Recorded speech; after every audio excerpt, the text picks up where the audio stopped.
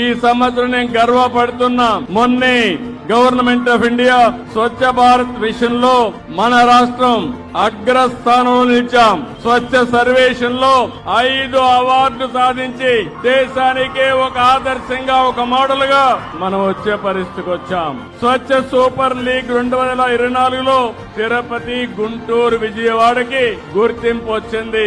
సఫాయి మిత్ర సురక్షిత షహర్ కింద విశాఖపట్నానికి అవార్డు వచ్చింది. ప్రామిసింగ్ స్వచ్ఛ షహర్ కింద రాజమండ్రికి గుర్తింపు వచ్చింది.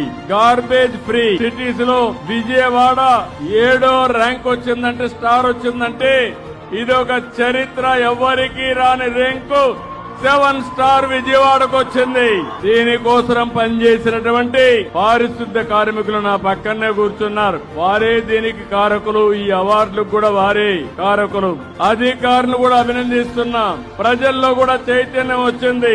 వాళ్ళందరినీ మనస్ఫూర్తిగా అభినందిస్తున్నా. ఒక మాటలో చెప్పాలంటే వీళ్లే నిజమైనటువంటి సమాజ సేవకులు అని చెప్పి మరొక్కసారి మీ అందరికీ విజ్ఞప్తి చేస్తున్నాను.